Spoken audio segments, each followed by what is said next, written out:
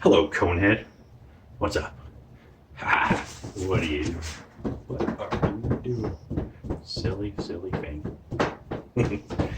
Anyway, that's my dog, my new puppy. She was just fixed the other day, so she's still in that healing stage, and she's got the cone of shame. Welcome back to Rickets Reef 140. This is going to be a video on the life support system that is supporting the life, which I'll talk about in another video. So you might have noticed in terms of life support in the tank, the rock scape has changed. So I had the pillars in the middle, and what I found was the fish were sticking to one side. They weren't really going out, and I only had one cave, and they were always fighting over this one cave. So I decided to open up the middle space, kind of like I had in my old tank, and make another cave. So they're not fighting over the cave anymore, which is good. There's still a little squabbling. This is still like the best cave, and they all want this cave or something like that. But they've kind of split up, especially in terms of sleeping arrangements. So literally like half the fish sleep there, and then the other half sleep there, and during the day they kind of go in between them all. I like the setup better. I've got like this cool thing going on here. I don't know. It's got multiple ins and outs. It'll give me a lot of places to put coral here, low light corals here, that kind of stuff. And then I only have like a smaller back part. Like when it was facing this way, so I was kind of losing a lot of real estate to put corals on. So anyway, I like this better. I have a jar in my tank. So what happened was one of my heads of my frog spawn popped off. It did polyp evacuation, and it was floating all over the place. And the only thing I could get it to stay in was a tall jar. I tried like little cups and stuff, but it would always blow away because it's light and the flow would pick it up. So yeah, jars, they're pretty good for life support. Hopefully it grows a new stem in there. I doubt it, but I'm going to give it a chance. Yeah, so the other thing kind of in the tank that's changed or an issue is the R100 Nano. When I put it in reverse, it seems to build up a gunk in a certain spot if it's not super clean, and then when I put it back into forward, it starts squeaking. It goes, and then I have to take it out, clean the inside of it, and then put it back in. I don't know. It's just a thing. It may not happen with every pump. It may just be mine. Maybe mine's just a little finicky that way.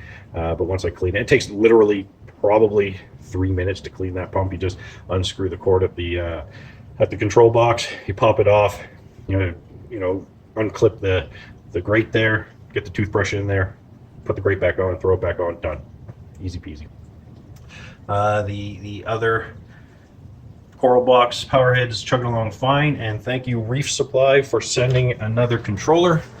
So they sent me a new one of those, and it's been working great. Everything works the way it's supposed to. All the features are working, all the speeds are working. So yeah, it was definitely that control box that was an issue. So Reef Supply is awesome. You know, as I mentioned before, those guys are great. You know, they have limitations like all stores, but you know, they work hard for their customers, all customers that I've seen. So good on them. Good Canadian retailer, great prices. You never feel like you're getting ripped off. And even if you find a better price, I think they've got price match and everything. So that's pretty cool. Now on to the lights. So we'll kind of go clockwise or counterclockwise here. So in my livestock video, you'll see that I burnt some corals, and that's because my panels probably were too bright. Now my panels, they're right now, the whites are at 50%, the blues are at 45. The reds are at like 10. The red and yellows are at 10. The purple bars are at like 30. And this is peak. This is peak hours. They kind of dim down coming on and dim up, or dim down going out. Right now is their peak hour, and that's what their settings are at. And it's still hella bright. And then I have the Kessel A360X on the light mover working as like a sun, which is working out. So far, it's working out. And the Kessel is on at about 60%. I do one day want to get that controller, even though I'm a little perturbed that I have to pay for it, Kessel. It should come with it, but anyway.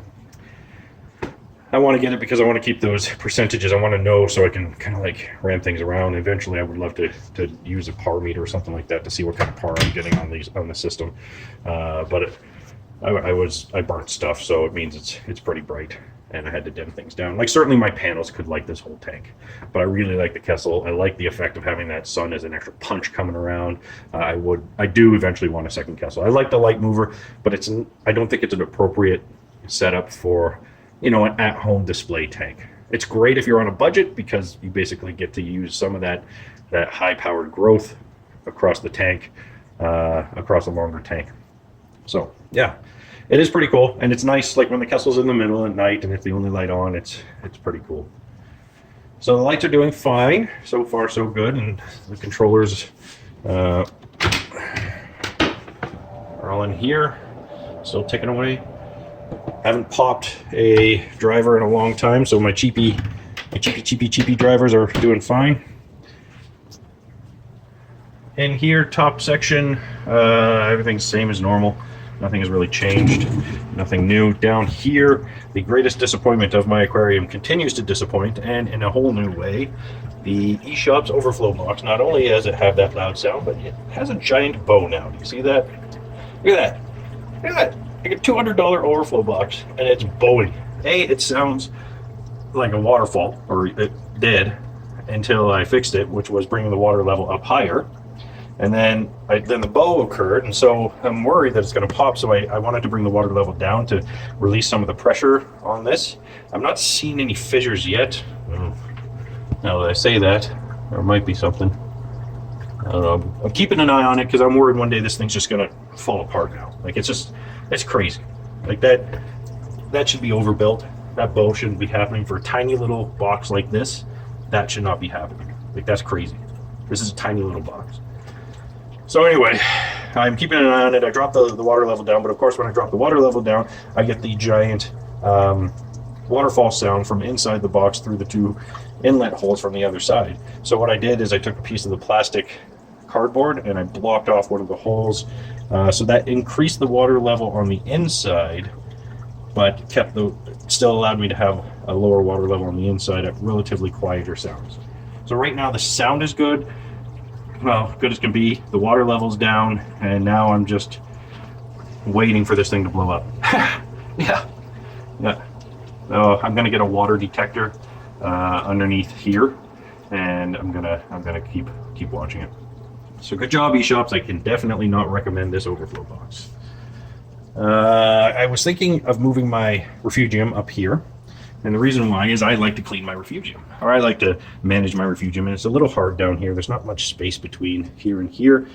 So when I want to get in there and do stuff in the fuge, it's not that easy. And this is a bigger area with easier access, so I might end up moving my fuge up there one day. It's not necessary, so I'm not going to rush out and do it.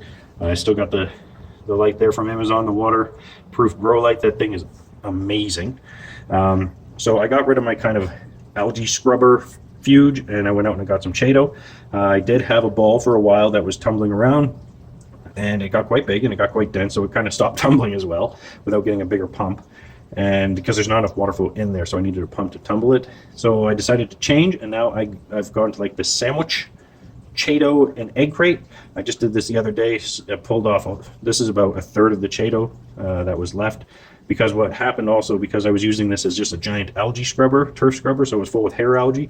Well, it tumbled around. There was still some hair algae on the glass, and when it scraped against it, it picked it up, and then it kind of started growing on the Chaeto ball. So I ripped all the outside off, and this is basically just what was on the inside. I put it in the frame of my algae scrubber, and now, so I'll let it go like this for a few days, and then all I have to do is come in here. Oops, it's caught on the hose there a little bit, and turn it this way. Flip it over. So then I get light penetration on both sides. Over there, I've got a little Rio pump. That thing is old. That pump is old. That thing's like, I don't know, 15 years old or something like that. And I also have a snail guard on my return there. So the water comes in through this little hose there from my sump manifold, and it goes back in through there where the snail guard is. And I've got a union right there. If you can see, it goes into the sump. But yeah, this is actually, I can already tell the growth 3 days in, and then I can already see some growth on this Chaeto sandwich, which is good. And then as it grows out, it'll get bigger and thicker. It'll be easy for me to trim down, because then I can just take a knife and like just slice it down. That was the other thing with the algae scrubber. It was a pain to harvest, right? Because I was always scraping hair algae, and then it would get released into the water column, and it would go down the overflow and into the system, and it would start like kind of getting everywhere. No good, no good. This is easy. I can take the whole thing, I'll keep it all together, trim it as a mass outside of the tank, rinse it off in some tank water to get rid of any kind of debris that wants to fall off, and then slide it back in like almost like a furnace filter. So that's pretty cool. And then if I move it up here, it'll be easier. And I also want, because I've got the goby now, I also want to kind of create more of a pod home in here. So I want to put some of my, I think I want to put some bio balls and stuff in here and kind of maintain this as a pod home and a filter. So that's that. Under the sump, under the hood, the sump is kicking along quite well. I've got my sump roller here. This is my 4th roll since implementing it, because I feed very heavy. I like big fat fish, and they like being big fat fish. So, this tank is new. These fish are new. I want them to get in there and get healthy and have a good start, so that they have a better chance to remain healthy and survive. And to do that, I've done a little extra feeding. It also helps me establish my tank, and it gives me the ability to pump my bacterial filtration really high right off the hop. So I'll do do a couple days where I'm doing some pretty heavy feeding, and then I'll back off a little. And so yeah, that's that. The only problem now is I'm starting to get some coralline algae I'm seeing in a few places. My corals are starting to grow, so part of the life support system is I'm going to have to start adding some supplements. So I did order today from Reef Supplies, again, right on. I ordered some kalkwasser. I ordered some 2-part bulk. I'm not going to be dosing, I'll just be doing it by hand for a while. Some test kits, some pH stuff, because I'm putting vinegar in here to kind of help the biological filtration along a little bit. I've been testing my nitrates. They were a little high. They were in the 20s. So with a little bit of vinegar dosing, especially after trimming that chaeto ball, and kind of removing the whole scrubber thing, the nitrates spiked a little bit. And that might have been also another reason why those corals there kind of went on me, is because the nitrate spiked a bit, is in combination of me also moving them up too fast towards the bright light. So it's kind of a combination, I'm thinking. So I did a little bit of vinegar dose, and it's gone back down to about 10. And as the chaeto mass grows, I'll kind of be taking that down a little bit. I play a little game between my refugium and a little bit of carbon dosing with the vinegar, but I might take that away. I might get some of those Bacter balls and try them. Maybe I don't have to do vinegar dosing. Maybe I can just throw some balls into the sump and try them out. I think Fauna Marine makes them, so we might see them. I was thinking of doing the bio pellets again. I had a little box of bio pellets in my last sump, and I had that situation. It worked quite well. It worked really well for maintaining nitrates low and phosphates, because the chaeto takes up the phosphates and some nitrates, and then the bacteria takes up some phosphates and nitrates, and in combination they kind of work together. Now what happened is the chaeto doesn't grow very fast then, and the bio pellets don't disappear very fast. So they kind of support each other, as long as you put the bio pellets in a way that doesn't tumble them too much, but at the same time doesn't let them sit stagnant too much. So it's a bit of a game, and I'm going to try it out again. It worked last time, so I'm going to see what I can do this time. Skimmer's working great. The roller, back to the roller. Now I can move this thing 3 ways. So I can use the reef-pi app and turn the motor just by flicking a switch on the controller, and it will turn it, or I can actually unscrew this union and just turn it manually myself. Sometimes when I leave my phone or something upstairs and I want to roll it manually, and I'll just unscrew it and roll it. And that's also good, because then I can unscrew it, take it off, and it makes it easier to get the head off my skimmer. Because with this here, it's a little tricky, because that head doesn't, the cup doesn't come off very easily off this D700 Plus. Skimmer's great. Skimmer's fantastic. 2 design flaws that I don't like about it. A is the cup, the way it's designed. It's very tight in there, and it's very hard to pop off. And if you don't have room to get the proper leverage, it can be a pain in the butt to get off. The other is, when it comes time to clean this skimmer, it's coming, maybe in the next couple months. I think getting this bottom part is going to be a pain, because there's no quick releases. You have to unscrew things. So I don't think it'd be terrible, but a bit of a, quality of life things that I would have liked seen changed. And then I still haven't done the float switch for the roller mat. It's coming down the line. It's not a necessity. If you see, I'm now at the top right there. So I've got to kind of undo it. Here, let me just show you. I'll do a manual turn since we're here and it needs it. So you see the water level there. I can just turn it, turning. Oh, there we go. That's it. It's done. And it's going to be tricky doing this with one hand holding a camera. I'll just screw this back in. And the motor holds it in place because the motor does not move without being powered. And there's more nasty gunk. And I have to do a wash of my filter rolls. So I'll just do them in the washing machine with bleach once my wife's not looking. I would like to move this basket into the refugium and get it out of there so we can have some room for some other stuff in this area, and then maybe move that back there or something like that, just so I can have room to put some filtration stuff. Other than that, the pump is working great. My little 5-gallon ATO is working fine. I have thought about making it bigger, but at the same time, I like the fact that I have to refill this every couple of days, every day sometimes, depending. It's really dry here right now in the winter, so I evaporate a lot. And I evaporate probably about 3 gallons a day. It's a lot. And so, you know, a 20-gallon would be nice. It would fit in there just fine. I'll get one eventually. But right now, I'm here every night looking at the tank, fiddling around with it, and it works. So that's that part. My giant bird's nest is still chugging along, and I know what all that is. And then I've got my controller up there, and it's chugging along. I just updated to the new reef-pi software. Very nice, works great. The only thing I haven't configured on it is alert messages, which I will do very soon. But other than that, everything's working fine. I'm also tempted to create another reef-pi simply for dosing and monitoring. In here, this is kind of part of the equipment, is I have Tisbee pods. So I don't know if you can see in there. That's a good spot usually, like right on the edge. Might be able to see a bunch of little things wiggling around in there. So I got a bag of the allergen Tisbee pods, and I put half in the tank, and I put half in this jar, or I put half in half of the half. So I put a quarter in here and a quarter in here. This is clean water with spirulina, and they are growing in there. That's all that's in there, is clean water with spirulina. It's harder to see in that water. And then this has a bioball, some Chaeto. I clipped a piece off of my dirty filter, put it in there, and this is also that situation. It's some Chaeto, some filter floss. I haven't put a bioball in there, but I will be. And it's just growing thousands and thousands and thousands of pods. And every day I come in here and I harvest like, I don't know, I harvest like 1,000, maybe 2,000. I put it in my little Dixie cup. I pour it in the tank. And then I just replace the water with clean water from my water change station. And I also do the evaporation as it happens with RO water. And it just keeps growing pods. Every once in a while I'll take just a pinch of this spirulina stuff and I'll throw it in there if I start seeing the water getting too clear. So you see this water's getting a little clear, so I will put a little pinch in there because it might mean they're low on food. And then this light, I keep this light on 24/7 because that light continues to grow food and algae and bacteria then for the pods to eat.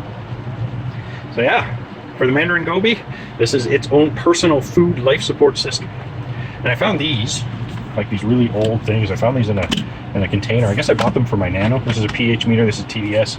I replaced the batteries. They work. I've got some calibration solution, so I'm going to try and use it because I don't want to pay. I don't have the money to build or get an expensive pH monitor. So I think you can buy these for like, I think it was $30 back in the day. So I think you can still buy them for that. I never really used this because at that time I got the controller to measure pH, and so this just went in a box and I didn't remember it. Same with this. Don't really need the TDS because, you know, this thing comes with TDS, the RO unit. This one comes with two, sort of the last one I have. So that one just went in a box at the same time too. I did get some new filters for this because, as you can see, it's getting kind of bunged up, and I'm going to change both DIs. So I'm going to go filter media. This is just like a sponge filter, felt filter, and then carbon, dual membranes, DI out. Right now it's filter, carbon, membrane, DI out. I don't think that's too efficient, and I'm already starting to read. For some reason, I'm already getting readings off these DIs. I shouldn't be, but they're coming out a little bit. I am currently mixing water for water changes. I do a 10% each week, roughly, sometimes a little more. So yeah, it's still ticking along there. I got the heater in there. Once it heats up, I may actually do that tonight because I might be getting some more corals tomorrow from a local reefer. Gonna give him some of those zoes, and we'll see. And in terms of corals and dosing and stuff like that, as I mentioned, I'm getting some 2-part, and I'm getting some kalkwasser because the way the houses are here, we're really sealed up this time of year because it's like minus 40 outside, and we don't get a lot of fresh air into the house. And when we do, you know, then our furnace has to kick on more to keep us warm because it's really cold outside. So we get a low pH in the winter, and I have a feeling, you know, once I start measuring my pH, it's going to be a thing. So I'm going to use kalkwasser, probably a drip, because when I'm pumping 4 gallons of RO in there a day, I don't want to be doing that much calc into the system because then my pH will just go crazy and haywire. So I'd rather do a measured drip, keep my my ATO doing an ATO, and then I will use the 2-part to kind of top off my calcium and alkalinity. I didn't get magnesium yet. That will come down the road. I might switch down the road to like an aquaforce balling or something like that, but it's a little money. So calc and 2-part seems to be something that I can get for the interim, get started, see how the tank is uptaking this stuff, and then move to 2-part, or if I win the lottery, a calcium reactor or something like that. So yeah, life support system's working all in all. Life is thriving as long as I don't burn them, putting them too close to my sun. And I sit here every night after I do a little maintenance, topping off my ATO, and I just sit and stare at the tank for an hour or two, and it really does kind of just melt my stress away, which is pretty awesome. And even when things aren't going right, I'm still enjoying tinkering with it. Like when my feed was kind of going through a little bit of time where I wasn't enjoying it there because it was all full of hair algae that wasn't coming out, I still liked it. And if you see on my glass, I've got all these pods. I am covered in pods. Not only do I have Tisbee pods, but I've got amphipods and copepods probably came in from the Chato. And then I also have ostracods, they're called. They're little tiny shrimps. I've got those. There's more of them, so I don't know if they're dying off, but they're definitely in here. I've seen them. I took them under the magnifier. I thought they were red bugs, but they aren't. They're called ostracods, I think it is. Little teeny shrimp. So hopefully, if that mandarin ever wants to come out of its hole and partake, he's got a whole buffet. And I've got the fuge stocked with them, and I've got that rock area in the sump stocked with them. So I've been seeding all these areas with these Tisbee pods, and those things grow. And of course the amphipods and stuff have been growing as well too. So yeah, things are moving along. I just need more coralline algae now. It's growing slowly. There's speckles on the glass, and there's a couple speckles on the rock, and then I need more corals, and then things will progress from there, which will be nice. All right.